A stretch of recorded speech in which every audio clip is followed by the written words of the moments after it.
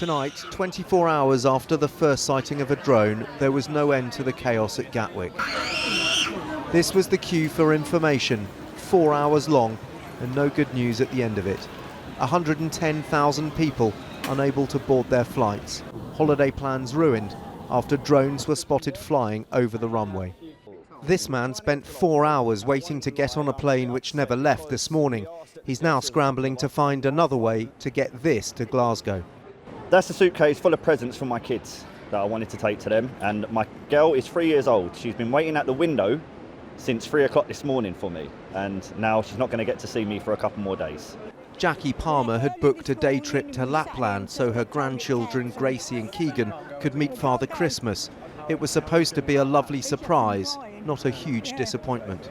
Whole year we booked this up. Surprise Christmas for all the grandchildren, and this has happened. Yeah, I think it's disgusting. If I ever catch the people, they need hanging. This man's supposed to be leading a tour of 20 people to the Middle East. 3 drones shouldn't be a problem. Shouldn't be a problem for them.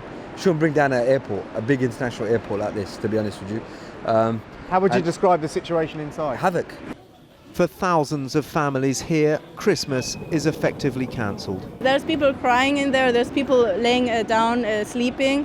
Kids crying. People shouting. They don't know where flights are gonna start going again. They don't know anything. And you're trying to get back for Christmas? Yes. Yeah.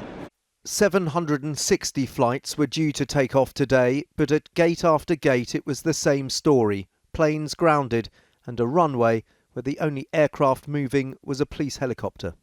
There has been a huge amount of disruption to those passengers.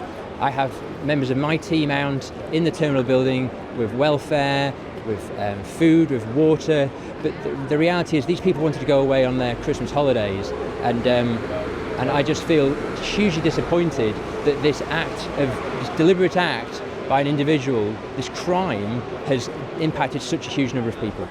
This mobile phone footage purportedly shows the drone flying above Gatwick this afternoon. He's coming over your head. Over your head. Police snipers and dozens of officers have been deployed to try and spot where it's being operated from. Terrorism has been ruled out, but the army is now being called in to assist the police. Yes, there is a lot of disruption, but I think we have to bear in mind that this is about public safety, and public safety has to be the most important thing here. We cannot put people's lives at risk, which is ultimately what is going to happen if drones are allowed to fly near the airport. As the backlog of passengers builds, the government insists it is doing all it can. One of the things that we're going to be doing is temporarily, and I emphasise temporarily, lifting the night flight restrictions at other airports so more planes can get into and out of the country. Apologies to the residents affected, but it's right and proper we try and sort people's Christmases out. Tomorrow is due to be even busier at Gatwick, but the knock-on effect of today's disruption may take several days to fully clear. Dan Rivers, News at 10, Gatwick.